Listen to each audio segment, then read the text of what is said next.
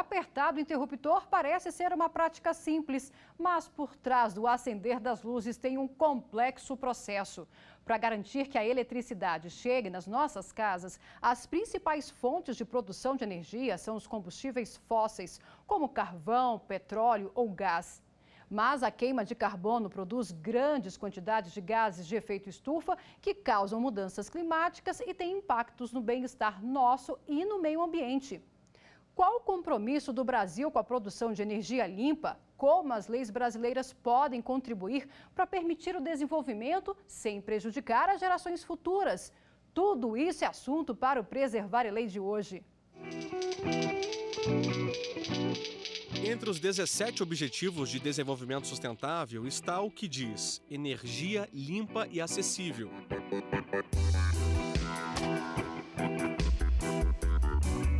Uma das grandes preocupações do planeta é reduzir o uso de combustíveis fósseis e as emissões de gases que impactam na temperatura global. O desafio é duplo: utilizar cada vez mais energia limpa e, ao mesmo tempo, aumentar o número de pessoas com acesso à eletricidade. No Brasil, já existem leis que tratam do uso de fontes renováveis há mais de 2 décadas, como a que instituiu a Política Energética Nacional. Em 2004, foi criada a Empresa de Pesquisa Energética, que tem entre seus objetivos desenvolver pesquisas para aumentar o uso de energia limpa. E por ser signatário do Acordo de Paris, o Brasil se compromete a reduzir a emissão de gases de efeito estufa e ainda a utilizar cada vez mais fontes renováveis e biomassa em sua matriz energética.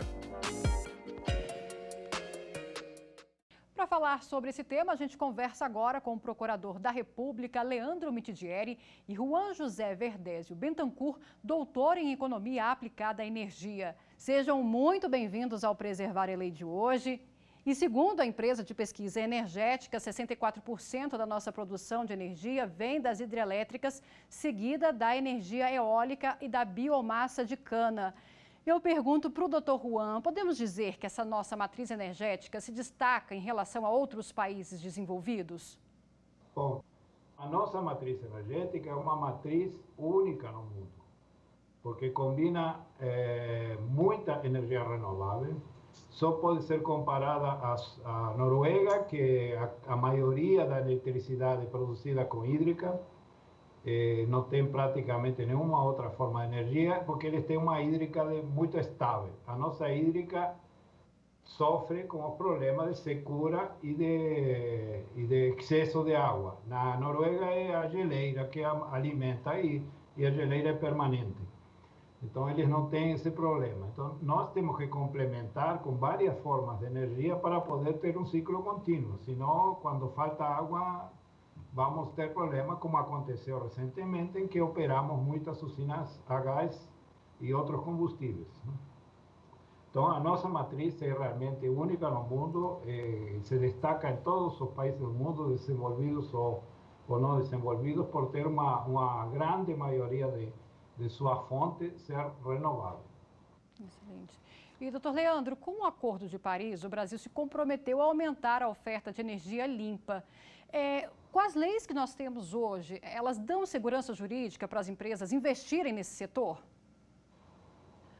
Bem, nós estamos vivendo justamente um momento de certa insegurança, né? A nossa lei, além dos acordos internacionais dos quais o país é signatário, nós temos a nossa lei de política energética de 97, que coloca como um dos objetivos, né, a busca de fontes alternativas de energia. Um outro objetivo é também solucionar o suprimento de energia nas diferentes regiões do país, né? E a gente está vendo o que aconteceu agora no Amapá. Mas a gente verificou aí, no ano de 2019, alguns anúncios que trouxeram uma certa insegurança.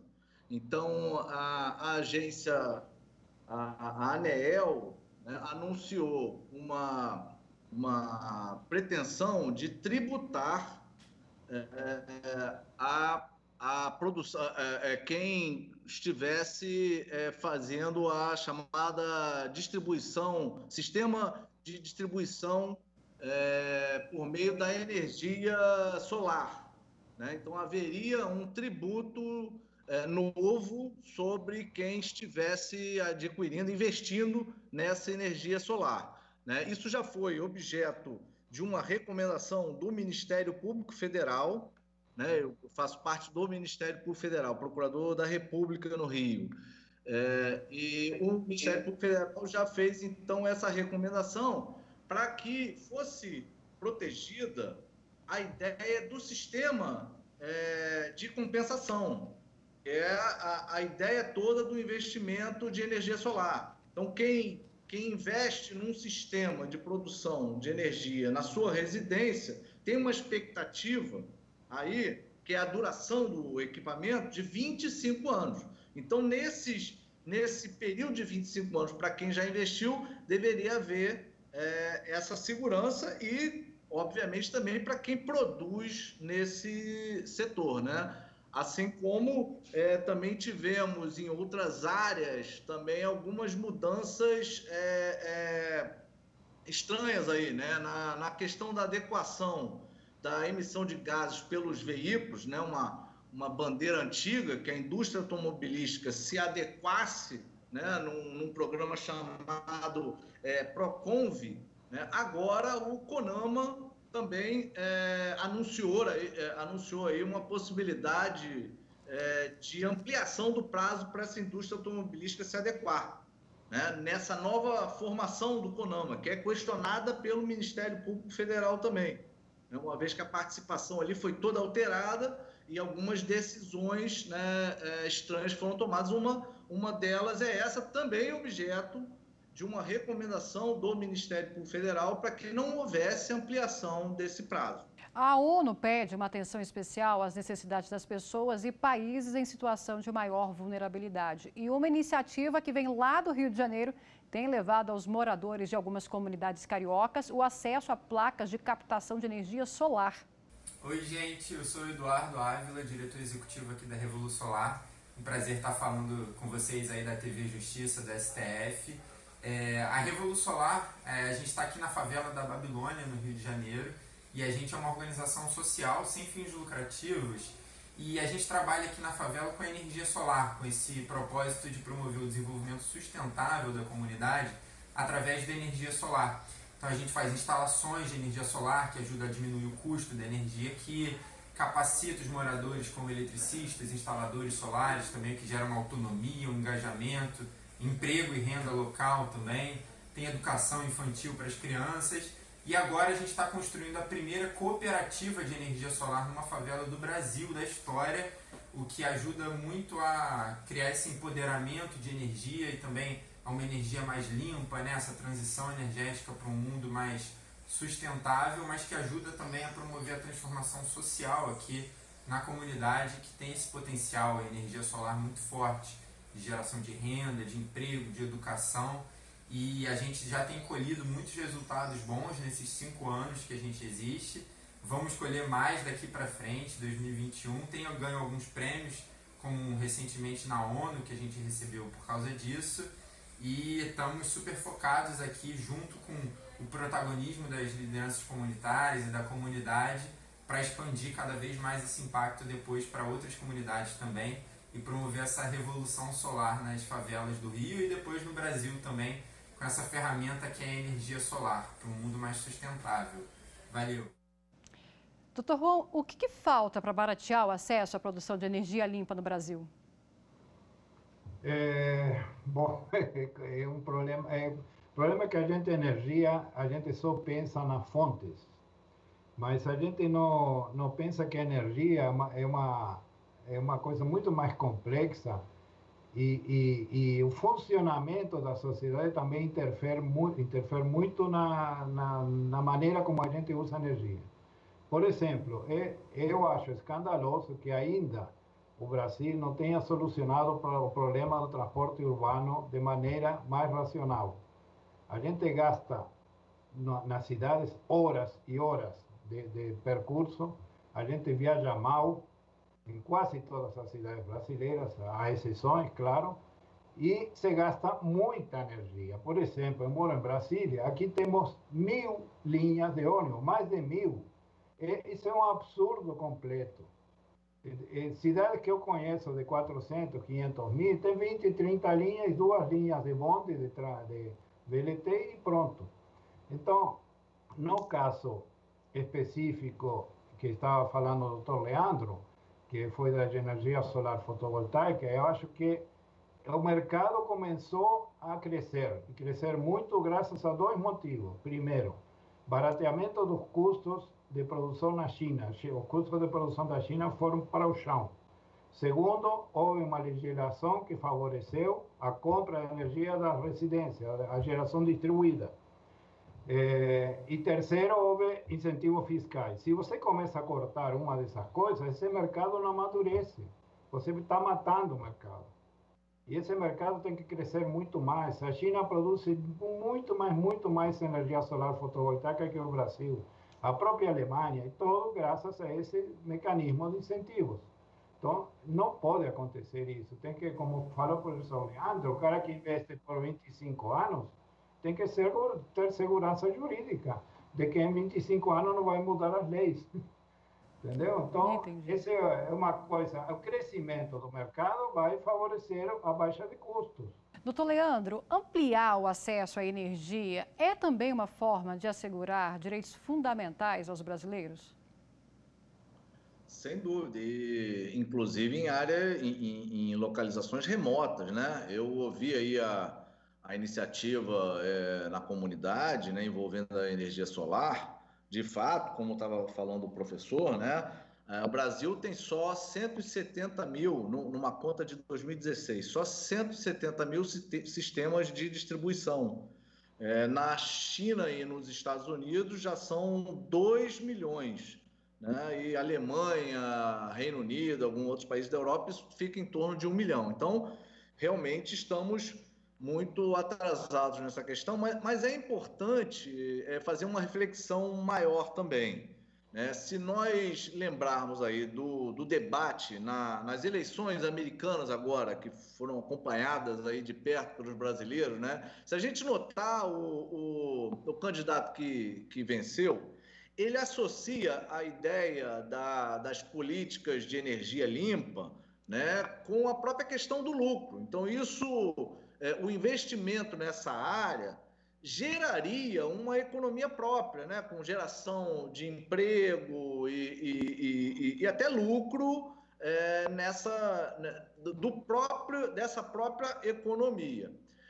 Por outro lado, a gente tem que entender que a própria produção de uma placa solar, isso eu estou mencionando uma discussão que existe no próprio seio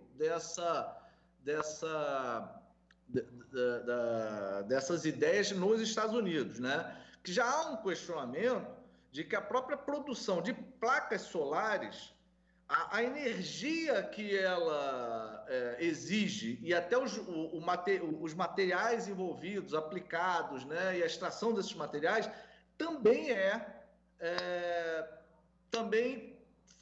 gera um impacto sobre o meio ambiente. Então, veja, não se trata de reforçar a ideia contrária, lá, diametralmente oposta, que é desconsiderar que há um aquecimento global, que precisamos termos preocupação com isso. Não se trata disso, não. Mas dentro da própria ideia que observe e dá atenção ao meio ambiente, existe essa discussão. Por isso que uma fala do professor é muito importante, né? Que a gente pensar, além disso, né, além de investir nessas outras fontes alternativas de energia renovável, revermos a própria forma em que a gente vive. Né? Então, o professor mencionou a questão do transporte, mas são várias questões do nosso dia a dia, do nosso modelo de sociedade atual, né? Que não são todas as sociedades do planeta, mas essa sociedade hegemônica que cresce, que são geradoras desse impacto. Até mesmo a quantidade e o crescimento da população, no final das contas, em algum momento vai ter que ser abordado, porque talvez o planeta ele tenha um limite, né? Então, eu entendo que toda a nossa legislação ela está nesse sentido,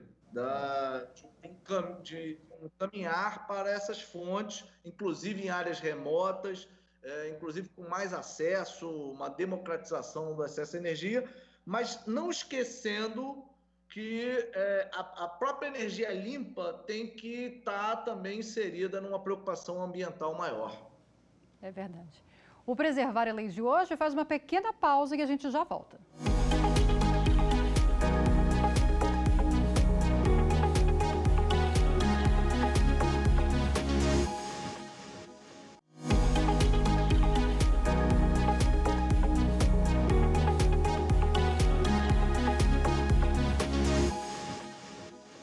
O Preservar a Lei está de volta e a gente continua a falar sobre a produção de energia limpa no Brasil e os objetivos do desenvolvimento sustentável estipulados pela Organização das Nações Unidas. Para cumprir a meta de aumentar a participação de energias renováveis, é preciso investir em fontes limpas, como a geração de energia com biomassa, que é produzida pela queima de materiais orgânicos. O bagaço da cana é hoje o mais usado. Mas um engenheiro florestal desenvolveu uma pesquisa que usa resíduos de madeira para gerar energia sustentável. Me chamo Michael Douglas Roque Lima, sou engenheiro florestal formado pela Universidade Federal Rural da Amazônia, onde também concluí meu mestrado em Ciências Florestais. Durante o mestrado, na dissertação, nós estudamos as propriedades energéticas dos resíduos madeireiros do manejo florestal sustentável sob a orientação do professor Tiago de Paula Protásio. Nosso estudo apontou que os resíduos madeireiros do manejo eles apresentam propriedades adequadas para atender às demandas energéticas da região amazônica, especificamente para a produção de energia elétrica para comunidades mais afastadas na Amazônia. Por outro lado, os resíduos também podem ser utilizados para a produção de carvão vegetal, para atender às demandas do segundo maior polo siderúrgico do Brasil, que é o Polo Siderúrgico de Carajás, que está localizado entre os estados do Maranhão e do Pará. Vejo que os resíduos eles são promissores, especificamente em uma época que o mundo busca fontes energéticas alternativas em detrimento da substituição dos combustíveis fósseis. Doutor Juan, a energia com biomassa é a terceira fonte de eletricidade no Brasil. Qual a vantagem desse tipo de produção? A biomassa no Brasil tem muitas fontes de biomassa que ainda estão inexploradas. Por exemplo, aqui perto de Brasília, perto de Barreira, existe uma usina que utiliza capim-elefante para produzir energia elétrica. Muito bem sucedida, tem 30 megawatts de potência em 3.000 hectares ocupadas. Tem tanta terra no Brasil que está subocupada de pastagens degradadas que podem ser melhoradas e que podem usar esse tipo de energia. O caso que foi citado na entrevista também é um caso que está totalmente subaproveitado. E também não temos usinas, como tem nos Estados Unidos, tem muitos países, usinas que usam lenha de reflorestamento para produzir energia elétrica. Então, a energia da biomassa, com a produtividade que a gente tem no Brasil, com o clima que a gente tem na região mais úmida, não falo do Nordeste porque a produtividade é muito menor, mas no quase todo o Brasil, menos a região semiárida, você pode produzir madeira e componentes vegetais como capim-elefante de altíssima produtividade, que utilizam solos pobres, que não necessitam grande quantidade de fertilizante e que preservam o ciclo hídrico da região. Então, é uma área que ainda está muito virgem no Brasil. Lamentavelmente, deveria ser mais incentivada. Doutor Juan, em 2019, a produção de eletricidade a partir da fonte eólica, ou seja, por meio de ventos, aumentou mais de 15% em relação ao ano anterior, segundo o último balanço energético nacional divulgado pelo governo. Eu pergunto como impulsionar esse setor. O Brasil hoje oferece incentivos financeiros para ampliar esse tipo de produção também? Há também uma sinalização de simplificação do licenciamento desse tipo de energia, né? Como se bastasse, né, a simples menção de que a energia vai ser produzida por esse meio eólico, a gente não precisasse fazer outras análises ambientais, né? Então,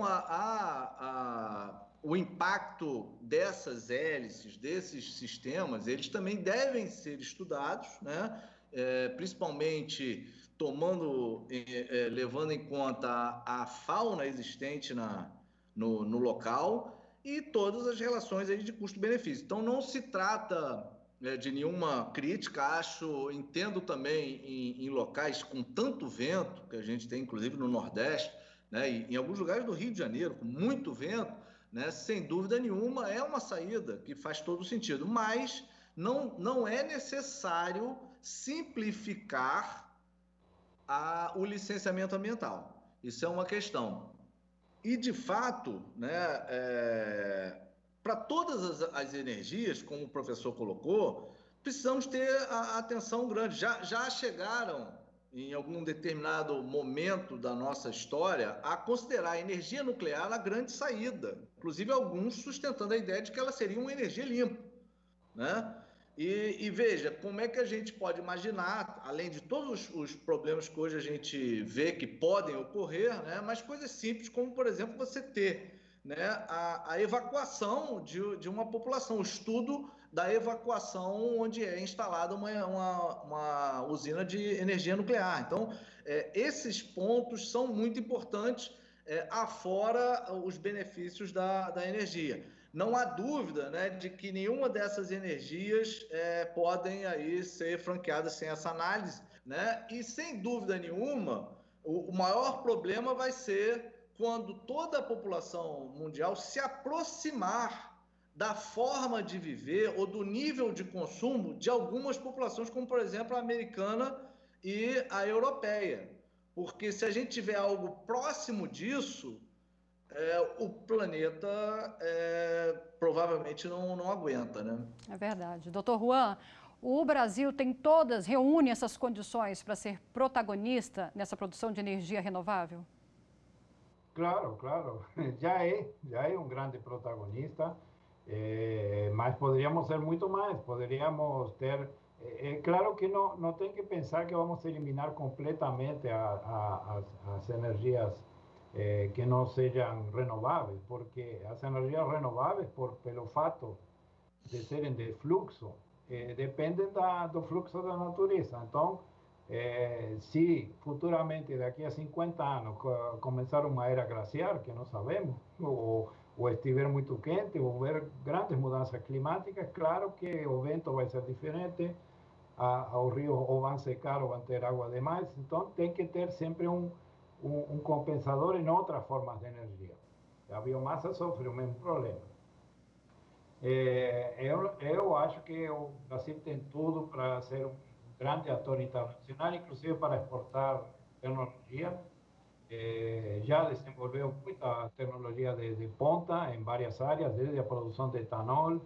Esse caso que eu citei da usina Capim Elefante, que teve apoio da Embrapa também, é um outro caso. Mas existem muitas outras possibilidades.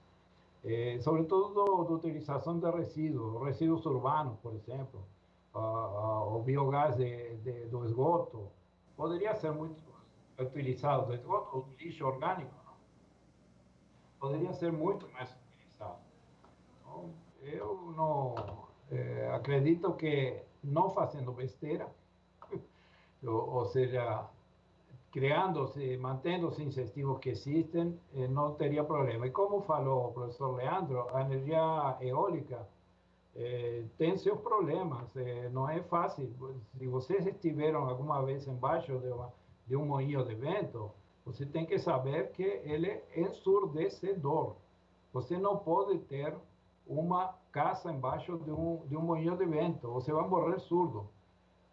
Então, é uma tecnologia que expulsa a população. E se é área turística, tem que ficar afastado da área turística. No litoral nordestino temos enormes possibilidades, mas tem que ter em conta esse impacto.